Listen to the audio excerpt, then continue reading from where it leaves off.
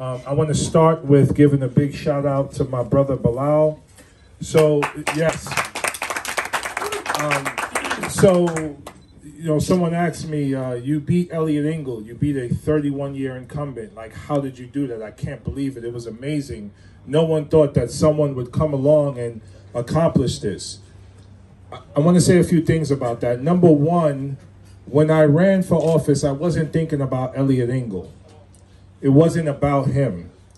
It was about the children and the families that I served in public education for 20 years. And it was about the children and families that I served in this district for 10.5 years. And to see the struggles that they were going through in this country, the wealthiest nation on earth, to see my students dealing with poverty and mental health challenges and housing insecurity and all of the issues that happen in Black and brown communities, to see that and experience that on a daily basis, and to literally see children killing themselves and each other, that was enough for me to run for office, and that was enough motivation for me to think that I could win against a 31-year incumbent.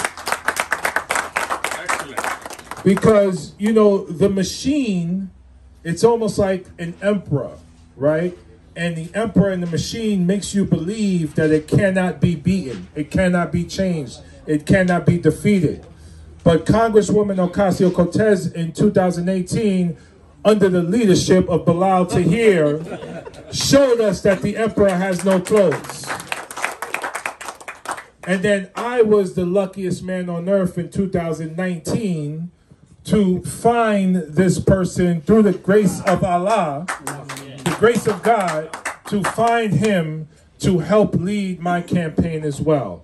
And, you know, it happened authentically and organically. You know, someone nominated me to Justice Democrats. He sends me a text message, hey, can you talk?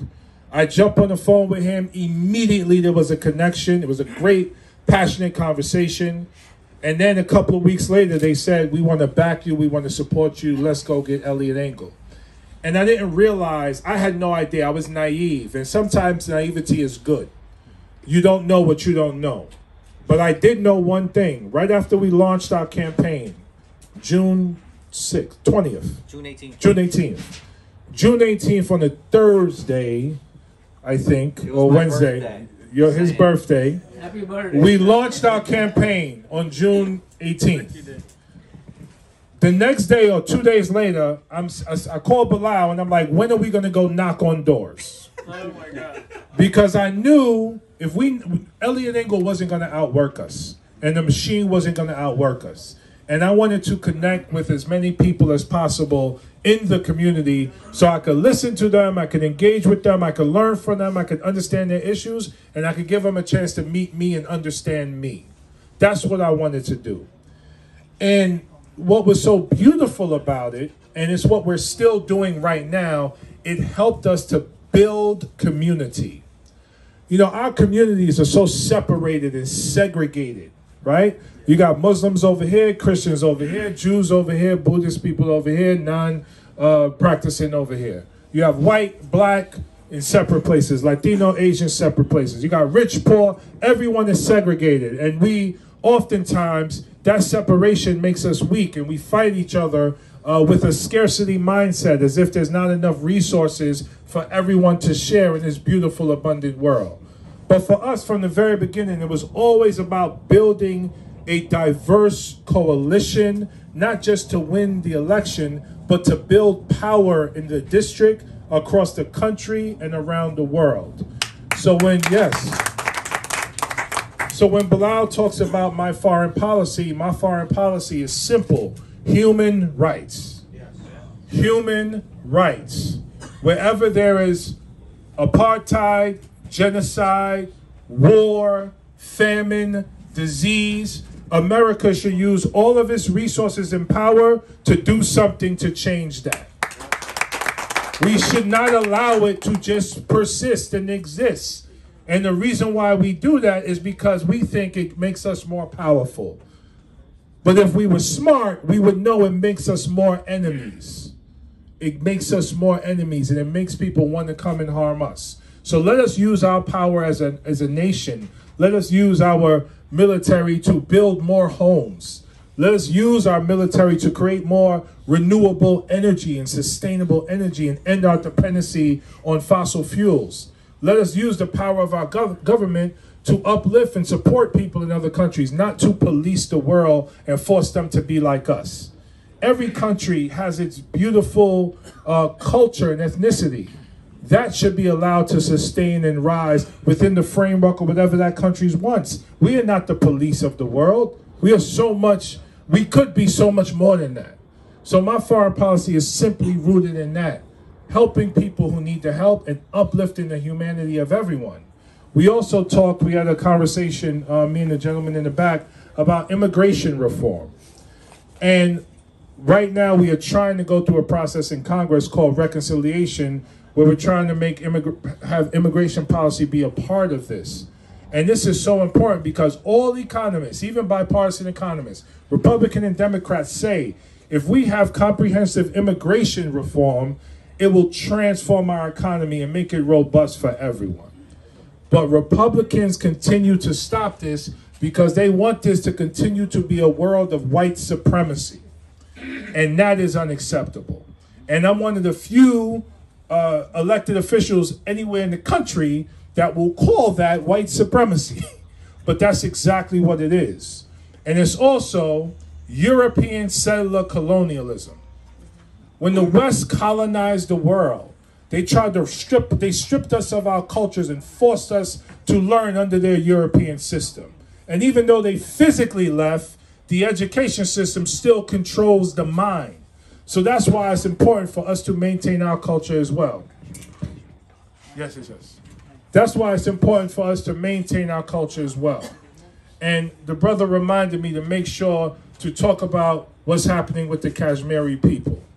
And once Bilal educated me on what was going on over there, I immediately spoke out against it. But we have to do more than have one congressperson speak out against the genocide that's happening to the Kashmiri people and what's happening there. So I have to be a part of leading people in Congress to do more than just a tweet. We have to move the White House and President Biden to speak out more and act more to make sure what's happening there stops. That is part of my job, and I hope to have your support in getting this done. So, you have a friend in Congress in me. You have an ally in Congress with me. Bilal is my brother for life. Whatever he tells me to do, I'm going to do. Most things. Maybe not most things. Maybe like 40% of things. But if it's related to the Pakistani community, I'm going to do it. Brother from the other mother. Brother from the other mother. Can I also say something about the gentleman that came up and shared a surah from the Quran? Thank you for that. The call to prayer, the Muslim call to prayer, is the most beautiful sound I've ever heard in the world. And I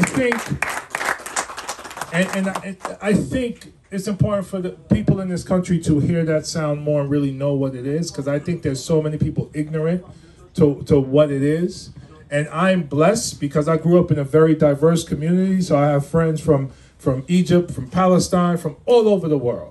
So I know that sound very well because my best friend is Tariq Zoni from Egypt, and I go to his house and eat dinner anytime I want with his mom.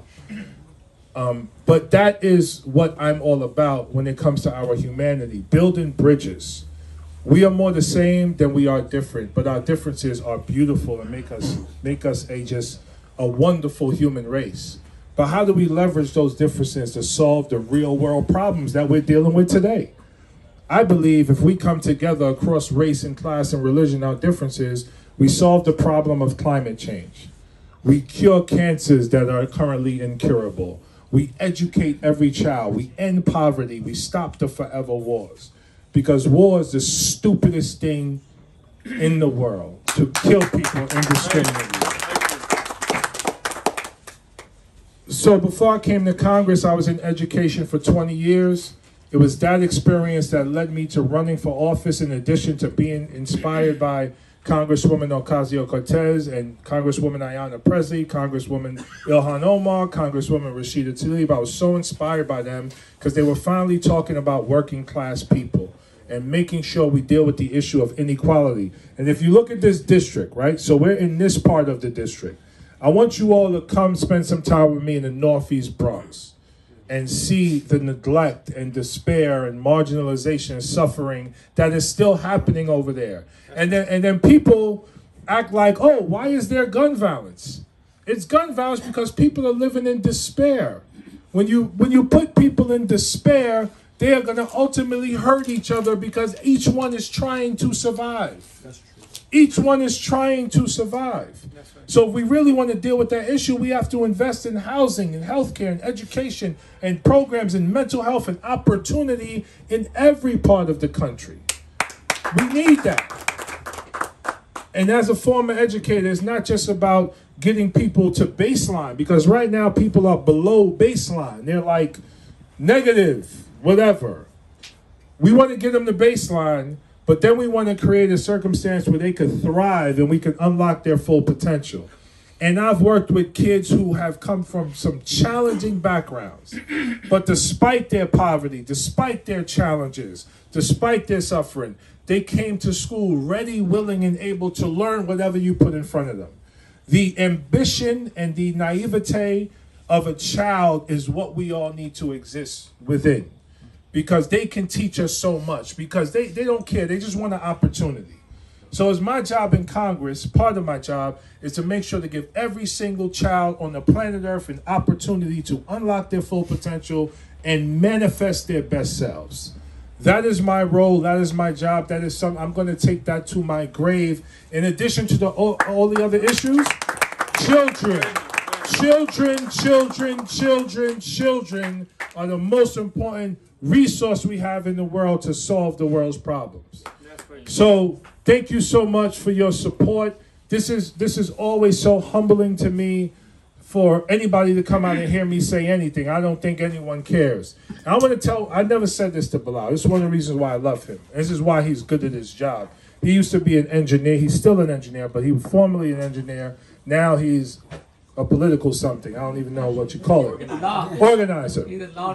But you know, Bilal said to me when I was still considering if I was going to run or not, but Bilal said to me, the world needs to hear your voice. I don't know if you remember saying that. He doesn't. He said the world needs to hear your voice. And he was trying to talk me into running. That's why he said that. But it was a good line. It was a very good line. And it worked. And thank God, you know, 2 years later, it seems like people are listening a little bit. So that's awesome. So God bless you all. Thank you for your support. Thank you for being here. Hey, we got a standing ovation. You're standing up. Everybody want to stand? Can I get a standing ovation? But thank you all for being here. Thank you for your support. And please, whatever you can give, whatever you can afford is incredibly helpful. And the more generous you are, the more radical I get to be. And I like to be radical because this system needs radical change.